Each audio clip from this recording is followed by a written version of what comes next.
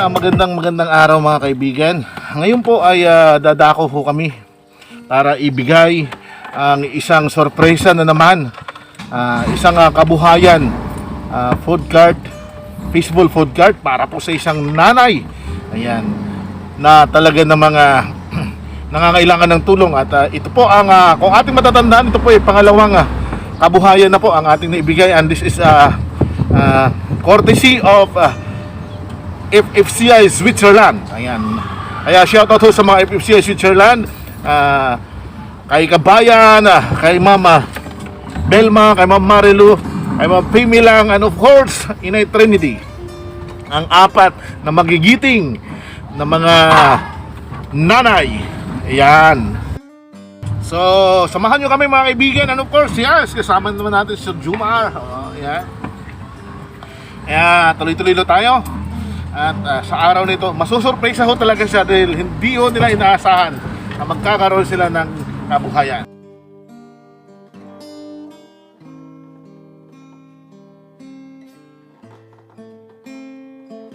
Mga kapatid, huwag kayong bibitaw tayo po ay nandito na sa May Parula. Huwag kayong bibitaw kasi sorpresa ito, hindi ho talaga alam. Hindi po alam ng pamilya nila na mabibigyan sila. Actually, ang expected nila na wala na. So, tingnan natin ano yung magiging reaction nila pag nakita nila na mayroon silang kabuhayan.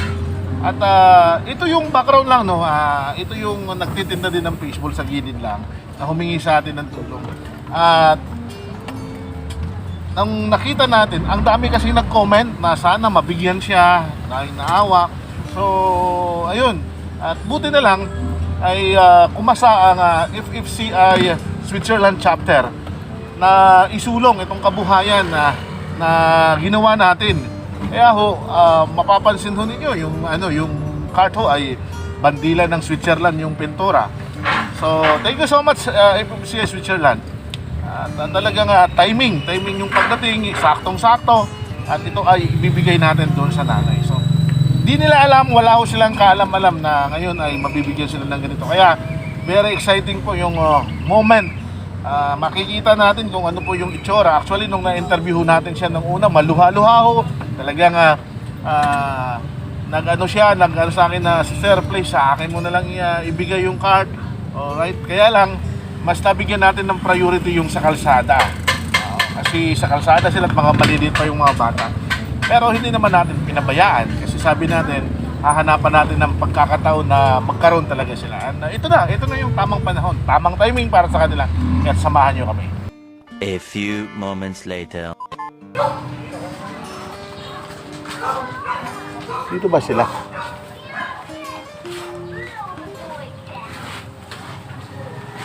Hello, Nay! Oy, kumusta po kayo? Oh, maganda na yung tindahan mo, ha? Kumusta po kayo? Naabutan ko si nanay na nakaupo at masayang nagtitinda ng kanyang munting kabuhayan. Nakangiti pa rin siya na sa wari ay wala talagang dinaramdam. Ngayon ay mas lalong sumigla siya nang makita ako. Sa mga oras na ito, naisipan kong subukan ang kanilang pasensya. Hindi upang paglaruan ang kanilang kalagayan, kundi tingnan kung paano sila mag-response sa tawag ng pangangailangan. Hindi kasi nila alam na may bitbit akong sorpresa. Kaya't sasabihin ko sa kanila na bumalik ako upang humingi ng pasensya at hindi ko naibigay ang kagustuhan nila. Nagtatrabaho? Ano ho yun naman yan? Kalakal sa kalakal eh. Kalakal. Magkano naman binta nyo yan, Tay? 8 isang kilo. 8? I see. Sumasideline si tatay ng pangangalakal. At kapag nakakaipon na ng kalakal ay saka ibibinta upang makapambili ng kanilang pang-araw-araw na pangangailangan. Okay. Kumusta ho kayo, Nay, ngayon? Di, medyo ano lang po. Medyo ano ho? Okay na lang. Okay na. Mayroon ho kayo bang karamdaman? Sa anong karamdaman po ninyo? Hindi ako makakain. Hindi maka? Kain. Makakain? At paano hindi siya makakain? Paano hindi makakain? Ang kanin po. Kanya po, lumiit daw po yan. Sumikip po yung dito ko na padanan ng kanin. Opo. Hindi makakain. Pag kumain ako muna po. So, paano po kayo kumakain ngayon? Liquid lang? Anong Liquid. Gatas po. gatas lang? Anong gatas ang iniinom ninyo? Beer brand po. Big sabihin, hindi siya kumakain ng... Nakain po siya, pero may araw po napasok yung pagkain niya, pero may araw po hindi. So, kung hindi napasok, bear brand lang. Gatas lang po talaga. Gatas talaga. Medyo mahirap ang kalagayan ni nanay. Kaya ko ito na itanong dahil may nag-comment sa akin nung una ko silang ipinalabas na may kakaibang karamdaman din si nanay. At yun, nalaman natin na hindi siya nakakalulun ng mga sulid.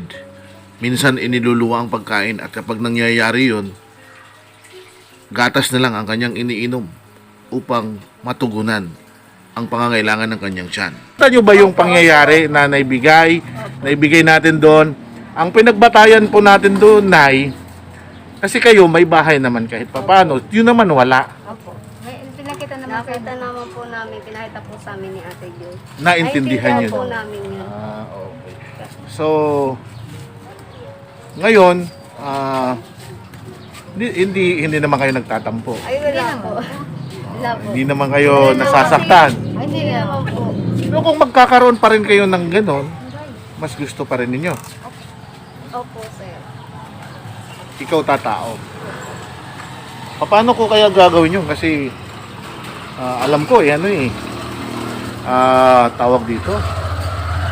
Actually, ayaw ko na nga sana pumunta rito sa inyo para lang ipaalam sa inyo na wala kasi parang masakit din akong humarap sa inyo. Kaya lang siyempre, ako naman ay humarap ho sa inyo kasi para sabihin din yun, totoo din akong tao kasi baka mamaya sabihin nyo na binula-bula ko lang kayo. Kaya ho, talagang pasensya po inay, Okay lang. kasi wala ho talaga tayong magagawa dahil nakita namin talaga yung pangangailangan nila. Pinakita naman ni Joy sa amin po. Pinaliwanag. Opo. Kasi walang-wala talaga sa kanila. Wala sila talaga ng bahay. Walang bahay, di po. Opo. Pinakita sa amin. So nauunawaan po ninyo yun. Nawala namin. Tay, pwede bang makuha yung malang sentimento?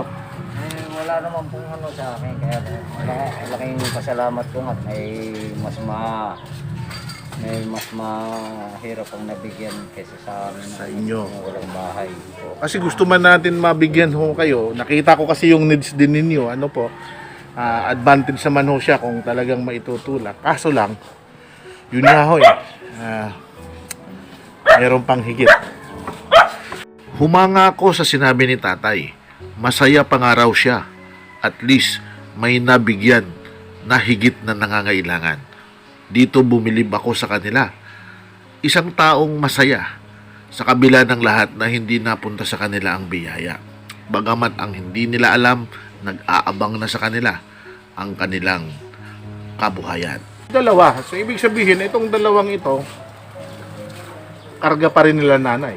Dito ang pagkain. Dito po sila Kakarga pa rin yun.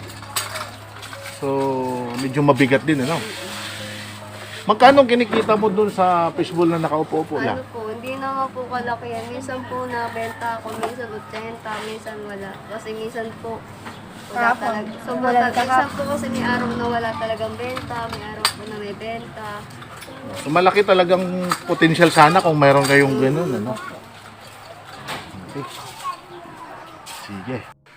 Sa mga oras na yun, hindi ko na sila papahirapan pa. Kaya sabi ko sa kanila, maghanda na sila. Sumama sa akin sa labas. At meron lang akong ipapakita sa kanila. Anong palayo mo? Michelle po, Michelle. pangalan. Michelle. Pero Michelle, tatanungin kita ng diretsuhan. Kung magkakaroon ka nun, iingatan mo yun. Opo, sir. Ingatan ko po talaga kasi mas malaking bagay po para sa akin yung postcard ng fishbowling. Ang binigyan ko kasi ng pansin din, sa konsiderasyon sa inyo, una may dalawa kang anak na kailangan buhayan para hindi na pabigat kila nanay. Pangalawa, kung mayroon ka mang kinikita, o mayroon kang kikitain, makakadagdag ka ng Opo. pang ano ni nanay. Kasi nanay may problema si Opo, nanay, no? yun na nga rin po. Kailangan ng gatas. Opo. Oo. Nalaman ko rin din lang yung nay nung may nag-comment na may problema po kayo. May health challenge po. Kaya sabi ko, pagbalik ko, aalamin ko. Napacheck up nyo na po yun. Opo. Sa ano po sa PGH Manila po. Galing po. Galing po yan ng ano eh. Yung medisinang iniinom nyo, meron po naman kayo. Ano po, capsule po yung ano po yung omeprazole. Oo. Opo, ano dito ko po. Sa bituka. Opo. Uy, naman. Sama muna kayo sa akin. May ipapakita lang ho kami.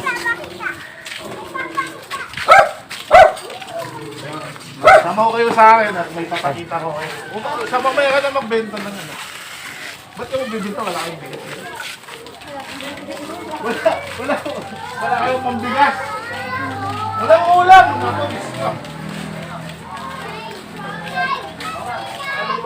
Sige, dito lang ho kayo. Dito. Dito lang kayo. Sige. Ayan na.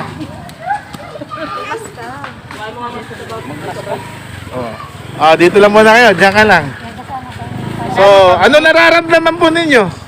Saya naman. O, paano masaya? Paalis na nga ako kami. Pinipicturean ko lang kayo eh. Smile!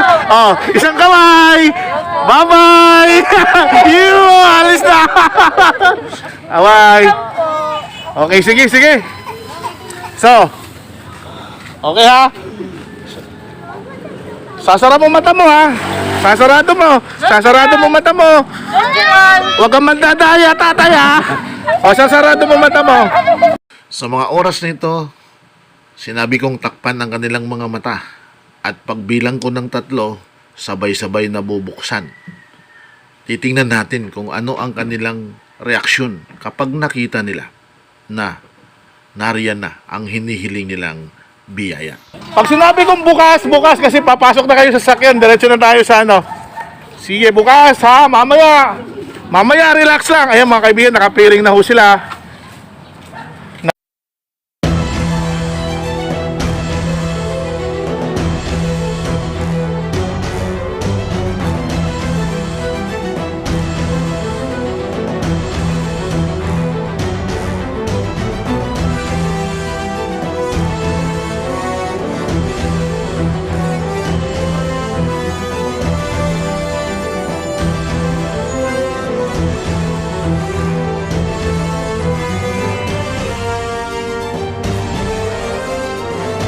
One, 2, 3.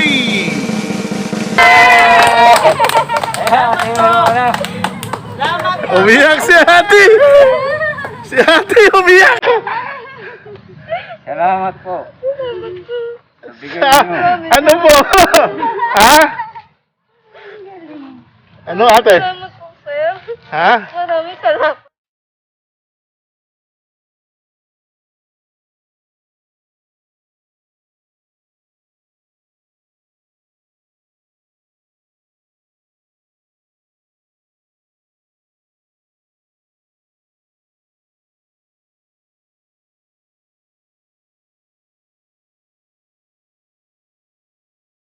May salamat po. Para ho sa inyo yan. Aking tulong na. Para ho sa inyo yan, Nay. Kasi, alam niyo ho kasi mahirap din ako. Nakita ko rin yung kalagayan ninyo. Sana, pahalagahan ho ninyo. Actually, ate, nung nakita ko na si nanay may problema, tapos nakita ko yung kalagayan mo, kalagayan din ni tatay, mas binigyan natin ng puwang, mas binigyan natin ng diin ang sitwasyon ninyo. Kung may bahay kayo, pero kailangan niyo ng dagdag na puhunan kailangan niyo ng dagdag na kabuhayan para yes po, para sa mga gatas ni nanay, yan na natin tukunin. Michelle, alagaan mo, ikaw ang main actor, kumbaga actress dito ha. Ikaw yung gagawa, aalagaan mo. Kasi kung hindi ka nangako noon, hindi ko talaga ibibigay. Pero nangako ha. So, ito ho ay binigay sa atin ng ating mga nanay.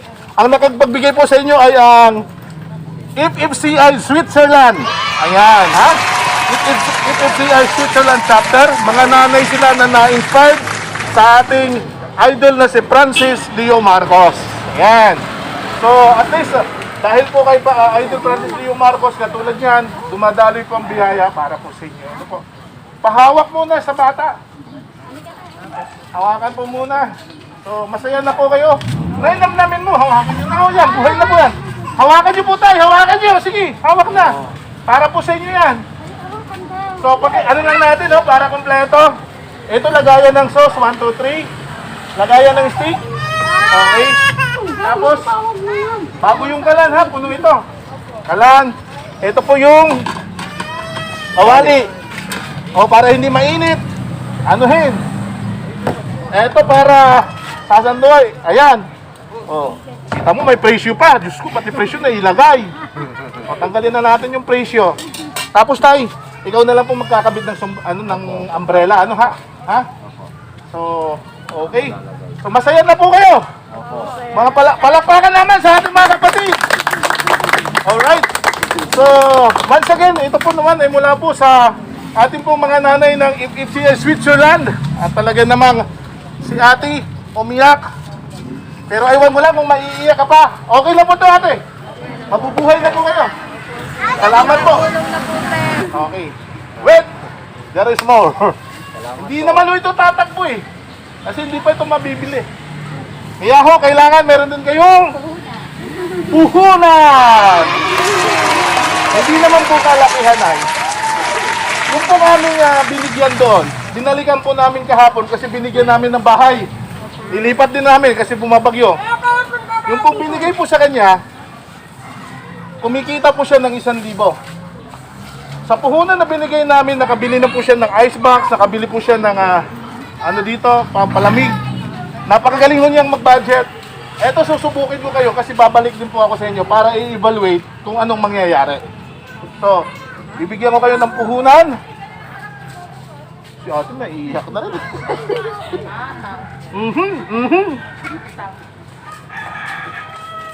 Eto.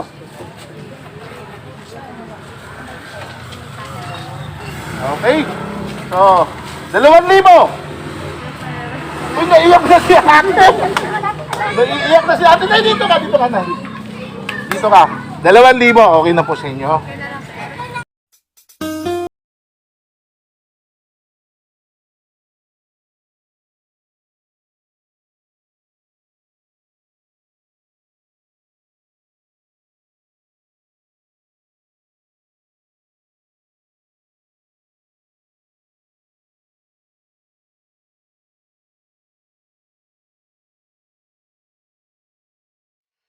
Pero, sana ho, yung 2,000 na yan. Katulad din po ng binigay namin yan, kompleto, ganito po. Doon sa May Gilmore, kumikita sila ngayon ng 1,000. Araw-araw. Nakita ko yung pagbabago sa kanila, sana kayahin nyo. Alam kong hindi expected ninyo ito, pero alam ni Joy na hindi ko kayo tatantanan na mabigyan ito kasi kailangan nyo. Okay, so this time, pasalamatan lang natin ng ating mga sponsor. Pasalamatan mo lang. Maraming salamat po sa sponsor ng Peaceful Card. Galang-galang sa mga nanay. Pabanggit lang, FFCI Switzerland chapter. Switzerland chapter, maraming salamat po sa inyo. Si nanay. Pasalamatan mo lang na dito. Maraming salamat po sa mga tulong sa mga sitters na sa kawawa sa inyo po. Tatay. Maraming salamat sa nagbigay nito sa kabuhay sa anak ko. Maraming salamat po. Alright mga kaibigan, talaga namang ako po ay taus-pusong nagpapasalamat at tayo po ay ginagamit na daluyan ng biyaya patungo po sa mga pamilyang ito. And of course, maraming salamat po sa ating idol Francis Leo Marcos na siyang nagbigay ng inspirasyon sa amin at sa mga taong ito kung bakit kami hanggang sa ngayon ay tumutulong. Maraming salamat po sa inyo at sana po isama po natin sa dasal na lumago ang kanilang kabuhayan ito para po kay nanay sa kanyang gamutan. Kasi may problema pala si nanay para sa kanyang gamutan at pambili ng gatas.